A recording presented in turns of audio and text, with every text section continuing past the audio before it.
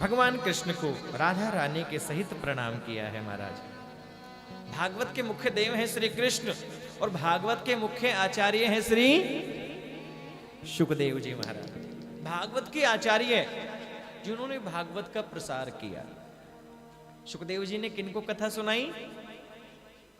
क्या बात है, एक बार ताली बजाओ जरा। जब ये तो रमा जी हैं, एक इधर रमा जी और एक इधर रमा जी। आहा, रमा मतलब लक्ष्मी, और लक्ष्मी तो लक्ष्मी होती है महाराज। सुखदेव जी ने परीक्षित जी को कथा सुनाई। भागवत के मुख्य आचार्य हैं सुखदेव जी महाराज। दूसरे श्लोक में सुखदेव जी को प्रणाम किया, हाथ जोड़ करके भगवान कृष्ण से पहले श्लोक में हमने प्रणाम किया है। प्रार्थना करना, हे प्रभु जैसे आज बुलाया है अब 7 दिनों तक ऐसे ही बुलाते रहना। बोले वृंदावन बिहारी लाल की जय हो, राधा कृष्ण भगवान की जय हो। हे प्रभु जैसे आज बुलाया, अब भाई आज का दिन तो समझ लो गया, अब 7 दिनों तक और ऐसे ही बुलाते रहना। रोज नए नए उत्सव होंगे, रोज आनंद लेंगे। 6 दिन कथा और सुनेंगे और 7वें दिन स्वाहा स्वाहा स्वाहा। ये पंडित जी आए हैं, सब करा देंगे गुरु जी। और फिर उसके बाद आहा आहा, पहले स्वाहा स्वाहा और फिर अब 7 दिन प्रभु और बुलाना। चरणों में विनती लगा जाना, प्रभु जैसे आज बुलाया है हमारे पूरे परिवार पर आशीर्वाद बना करके रखना, क्योंकि आपके कृपा के बगैर आना संभव नहीं है। दूसरे श्लोक में सुखदेव जी को प्रणाम किया कि यम प्रव्रजन्तमनुपेतमपेत कृत्यम द्वैपायनो विरह कातर आजुहाव पुत्रेति तन्मयतया तर्वोऽभिनेदु स्तम सर्वभूत हृदय मुनिमान तोष्मि। सुखदेव जी व्यास जी के पुत्र हैं। जन्म हुआ, जन्म लेते ही वन की ओर प्रस्थान कर गए। पिताजी बोल रहे हैं पुत्र पुत्र पुत्र। सुखदेव जी ने उत्तर नहीं दिया, वृक्षों ने उत्तर दिया, हे व्यास जी आप किसको पुत्र पुत्र बुला रहे हैं? ये सर्वभूत हृदय हैं, ये साक्षात नारायण स्वरूप है।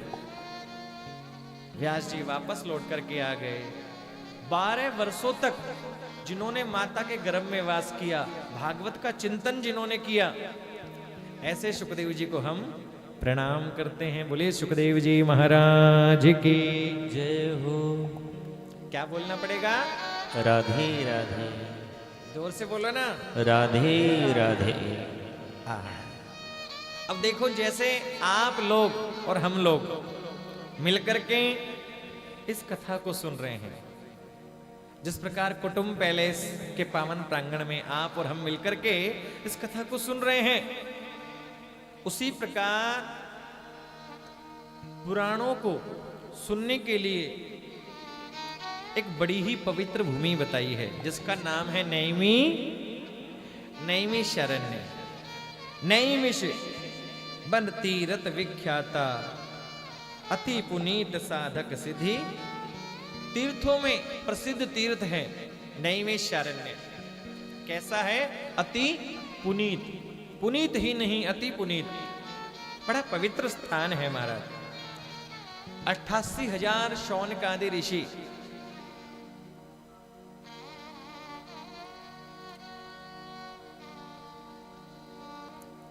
थोड़ा सा इधर हो जाइए आप।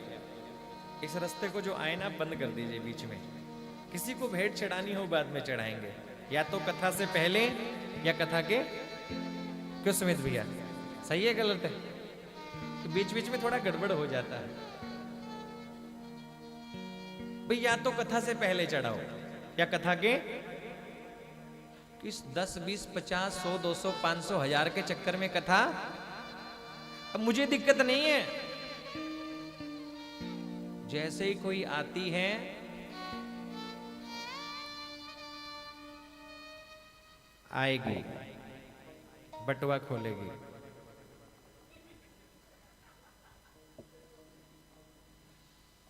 फिर पहले 500 का फिर 200 का, फिर 100, फिर 50। सब देखते हैं, बोले 500 चढ़ाएगी, 500 नहीं चढ़ाएगी, 200 नहीं, 100 नहीं, 50 नहीं, 10।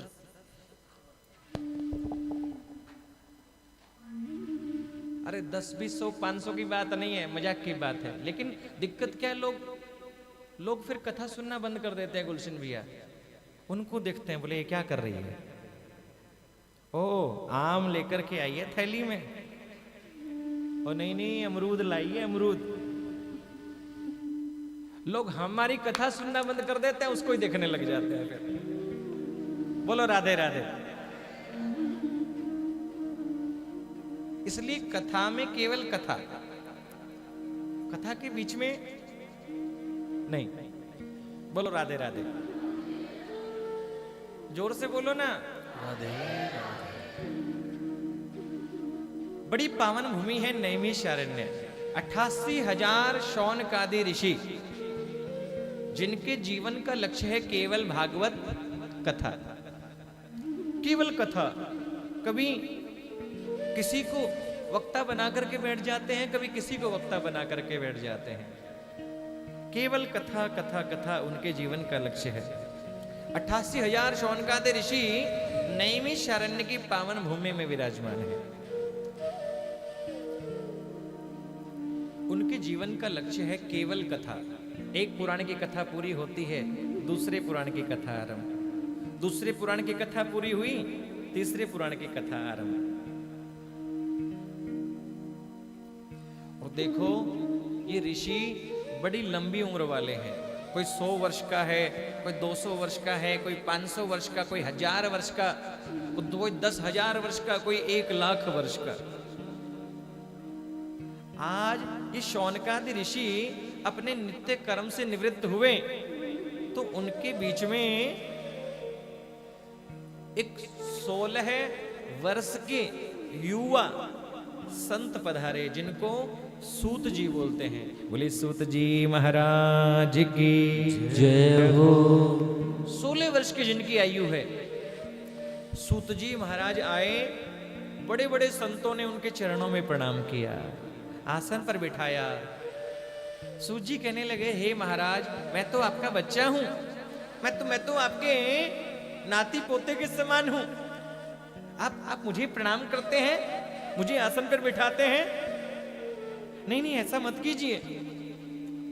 शौनकादि ऋषि कहने लगे, नहीं सूत जी, देखो, अब देखो सूत जी है 16 साल के, और ये संत हैं कोई 100 वर्ष का, कोई 200 वर्ष का, कोई 500 वर्ष का, कोई 1000 वर्ष का, कोई 10,000 वर्ष का, कोई 1,00,000 वर्ष का। ये बड़े बड़े ऋषि मुनि सूत जी को प्रणाम कर रहे हैं। सूत जी मना करते हैं, नहीं नहीं। सूत जी से शौनकादि ऋषि कहते हैं, हे सूत जी, देखो कोई धन में बड़ा होता है कि धन वृद्धा बल वृद्धा आयुर्वृद्धा तथैव च, कि धन वृद्धा बल वृद्धा आयुर्वृद्धा तथैव च, ते सर्वेपि ज्ञान वृद्धस्य किंकरा शिष्य किंकरा। देखो सूत जी, कोई धन में बड़ा होता है, कोई बल में बड़ा होता है ना। कोई बड़े बड़े पहलवान होते हैं महाराज, कोई हरियाणा केसरी, कोई पंजाब केसरी, कोई भारत केसरी। कोई धन में बड़ा होता है। बोले कौन है? बोले बहुत बड़े आदमी है गुरुजी। धन में बड़ा होता है कोई बल, कोई ताकत में बड़ा होता है। धन वृद्धा बल वृद्धा आयुर्वृद्धा, कोई आयु में भी बड़े होते हैं। लेकिन शौनकादि ऋषि कहते हैं, हे सुत जी, ते सर्वेपि ज्ञान वृद्धस्य, बोले सबसे बड़ा वो माना जाता है जो ज्ञान में बड़ा होता है। हे सुत जी, आपका ज्ञान तो करोड़ों सूर्यों के समान है। सूर्य, इस पूरी पृथ्वी पर एक सूर्य उदय होता है, अंधकार दूर कर देता है। लेकिन आपका ज्ञान अज्ञान रूपी अंधकार को दूर करने के लिए करोड़ों सूर्यों के समान है। अज्ञान ध्वांत विध्वंस कोटि सूर्य समप्रभा सूताख्या ही कथा सारम मम कर्ण रसायन। हे महाराज सूत जी, हम आपको प्रणाम करते हैं, आपका ज्ञान करोड़ों सूर्यों के समान है। सूत जी कहते हैं, आप क्या कहना चाहते हैं, आप स्पष्ट रूप से कहिए। हे महाराज सूत जी, आप ऐसी कथा सुनाइए। बोले कैसी? श्रेयशाम यद भवे श्रेयम, जो श्रेष्ठ ही नहीं अति श्रेष्ठ हो, जो पवित्र ही नहीं अति पवित्र हो। श्रेयशाम यद भवे श्रेयम पावना नाम च पावनम, जो पवित्र ही नहीं अति पवित्र हो। और कृष्ण है प्राप्ति करम शाश्वत, जिसके सुनने से कृष्ण की प्राप्ति हो जाए, जिसके सुनने से कृष्ण की प्राप्ति हो जाए। आप हमें ऐसी कथा सुनाइए महाराज। आज हम देखते हैं संसार के लोग दुखी है। 88,000 शौकाते ऋषियों ने सूत जी से पूछा, हे प्रभु, इस कलयुग में वेद विद्या से रहित जो मनुष्य है उनका कल्याण कैसे होगा, उनका दुख दूर कैसे होगा। आज हम देखते हैं संसार के सब लोग दुखी हैं, है कि नहीं? कितने गांव में शहरों में हम जाते हैं, देखा सब दुखी हैं। कैसे? लिखा है क्या कि कोई तने दुखी, कोई मने दुखी, कोई धन बिन फिरते उदास। कोई तने दुखी, कोई मन दुखी, कोई धन बिन फिरत उदास। थोड़े थोड़े सब दुखी, सुखी राम के दास। थोड़े थोड़े सब दुखी, सुखी राम के दास। सुखी राम के दास। थोड़े थोड़े सब दुखी, सुखी राम के दास। कोई तन दुखी, ये कैमरा ला,